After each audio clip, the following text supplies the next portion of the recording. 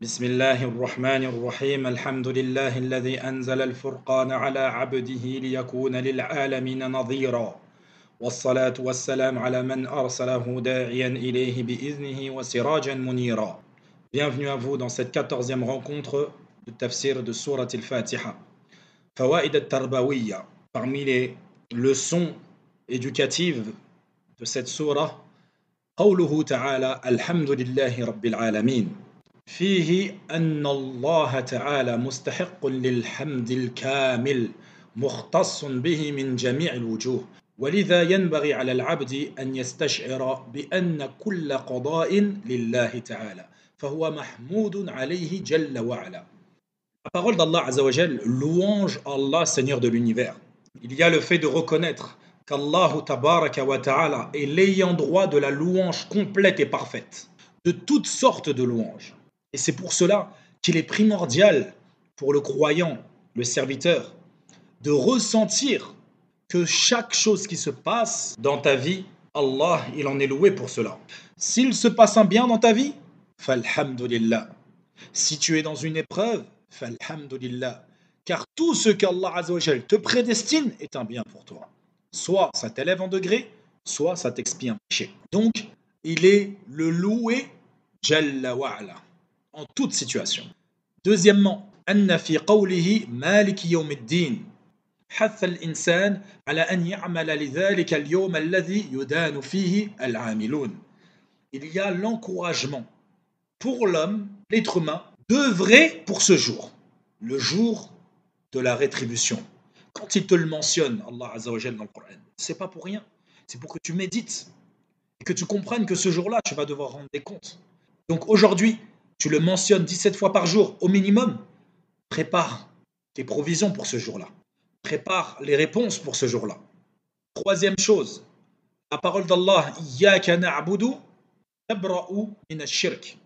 وقوله إياك نستعين تبرأ من الحول والقوة وتفوض إلى الله عز وجل، وهذا المعنى في غير آية من القرآن كما قال الله تعالى فاعبده وتوكل عليه وما ربك بغافل عما تعملون، وقوله قل هو الرحمن آمنا به وعليه توكلنا، وقوله رب المشرق والمغرب لا إله إلا هو فاتخذه وكيلا. لذا قال بعض السلف الفاتحة سر القرآن وسرها هذه الكلمة إياك نعبد وإياك نستعين. Dans la parole d'Allah, c'est toi seul qu'on adore, tu te désavoues du shirk. Dans la parole d'Allah, c'est toi seul à qui on demande de l'aide, tu te désavoues de toute solution de ta part et de toute force de ta part. Et que la force et les solutions ne proviennent que d'Allah Azzawajal. Et tu remets toute ton affaire, toute ta vie à Allah Azzawajal. Et ceci a été mentionné plus d'une fois dans le Coran. Comme dans la parole d'Allah Azzawajal lorsqu'il dit « Adore-le donc et place ta confiance en lui. Ton Seigneur n'est pas inattentif de ce que vous faites. » Également, dans Surat al-Mulk, il nous dit, Allah Azzawajal dit au messager d'Allah, c'est lui le tout miséricordieux, nous croyons en lui et c'est en lui que nous plaçons notre confiance, que nous remettons notre vie. Également dans Surat al-Muzammil, il dit, le Seigneur du levant et du couchant, il n'y a point de divinité à part lui, prends-le donc comme protecteur. Et c'est d'ailleurs pour cela que certains salafs, des pieux prédécesseurs, ils disaient que Surat al-Fatiha, c'est le secret du Coran. Allahu Akbar. Et que le secret de Surat al-Fatiha, c'est Iyyaka na'budu wa Iyyaka nasta'in. C'est toi seul qu'on adore et c'est de toi seul qu'on implore l'aide. Quatrième chose, également dans Iyyaka na'budu wa Iyyaka nasta'in, يتضمن معرفة الطريق الموصلة إلى الله وأنها ليست إلا عبادته وحده بما يحبه ويرضاه واستعانته على عبادته. Dans la parole Iyyaka na'budu, c'est toi seul qu'on adore et c'est toi seul qu'on implore l'aide, ça implique la connaissance du chemin qui va te mener à Allah Azzawajal. Donc le seul chemin qui va te mener à Allah Azzawajal, c'est par son adoration seule et unique et par sa demande d'aide pour cette adoration seule et unique. et que le seul moyen d'aller vers Allah, c'est par son adoration, seul sans associé, de ceux qu'il aime et qu'il agrée. Et le fait justement de lui demander de l'aide pour cela, pour accomplir ce que Allah aime et ce qu'il agrée. Allahu Akbar. Tout ce qu'on fait, Ya Abdallah, Ya Amatallah, comprends-le bien. Si aujourd'hui les gens ils t'aiment, si les gens ils te respectent, si les gens ils te considèrent, sache que tout ce que tu es ne vient que de la grâce d'Allah Azza wa Jal, de la grâce d'Allah Tabaraka wa Ta'ala. Cinquième chose, et on reste toujours dans Iyyaka na'budu wa Iyyaka nasta'in. Il est rappelé que la demande d'aide après l'affirmation de l'adoration, alors que la demande d'aide est une adoration. Donc on confirme, on affirme qu'on va l'adorer, puis on lui dit, on te demande à toi ton aide, seul, personne d'autre. La demande d'aide est une adoration. Pourquoi? Car le serviteur est dans un besoin imminent pour ses adorations d'Allah Azza wa Jal. Il a besoin de son aide à chaque instant de sa vie. C'est pour cela qu'un Nabi sallallahu alayhi wa sallam, il disait dans cette dua, Allahumma la takilni ila nafsi tarfata ayn. Oh Allah, ne me délaisse pas, ne m'abandonne pas à mon propre sort, ne serait-ce que le clignement d'un œil. Car si Allah il te délaisse le temps d'un clin d'œil, tu ne seras capable de te lever, de t'exprimer, même akramakallah, d'aller faire tes besoins. Tout ce que tu fais est par la grâce et la volonté d'Allah Azza wa Jal. Et c'est pour cela que si Allah il ne t'aide pas à faire tout ce que tu fais de bien, tu ne pourras le faire, excepté par sa volonté à lui. Que ça soit les actes obligatoires qu'il t'a ordonnés ou que ça soit le fait de délaisser les interdits. Sixièmement, il y a l'éducation du musulman à revenir sans cesse vers Allah Azza wa Jal, en lui demandant son aide pour accomplir son adoration.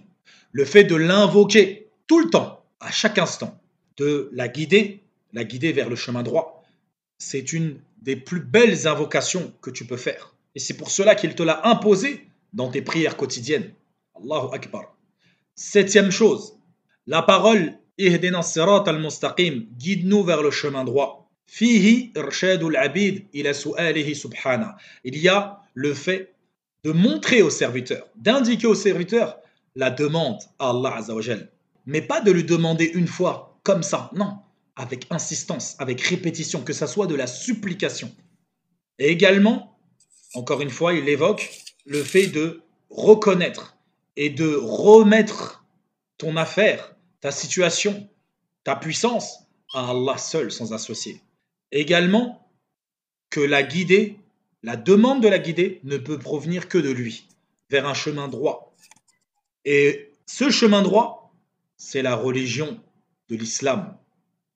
Et également, à travers cette parole, Ihdina sirat al-mustaqim, le fait qu'il te maintienne sur cette guidée. Car combien de gens découvrent cette guidée, apprennent cette guidée, aiment cette guidée, mais en dévient par la suite. Tu dois demander à Allah Azza wa Jal an yuthabbitaka alayh, qu'il te maintienne sur cela, pour que justement il fasse en sorte que tu sois imprégné de cette guidée, et que où que tes yeux se portent, où que tes jambes te mènent, où que tes mains se tendent, c'est pour aller vers cette guidée.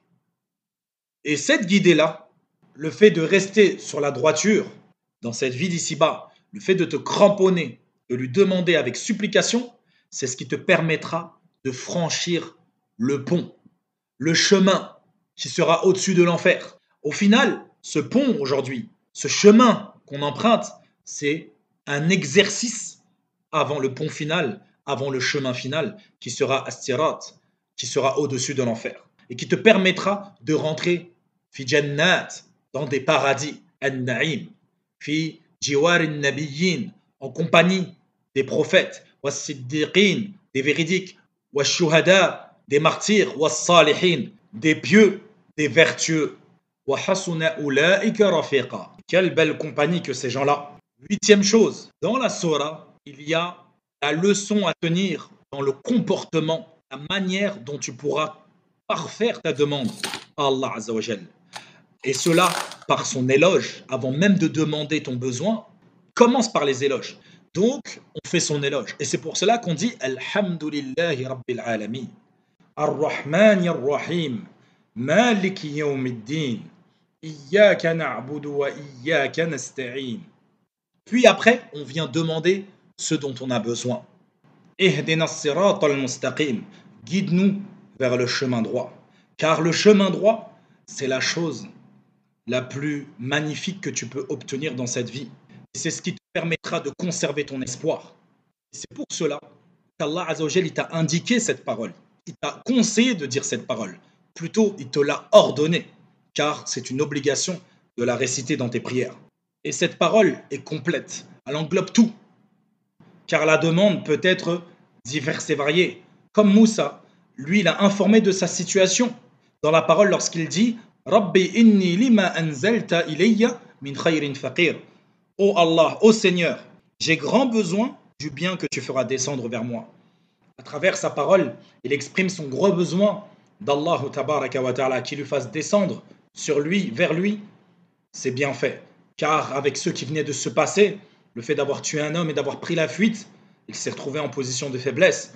Il n'a pas fait l'éloge, mais il a tout de suite exprimé son besoin d'Allah. Comme le pauvre exprime son besoin face au riche avant de lui demander une pièce ou deux. Dans Surat Al-Fatiha, il procède d'une autre manière. Il loue Allah, puis il lui demande. Et il évoque ceux qui ont réussi. Et il lui demande de le préserver de ceux qui n'ont pas réussi.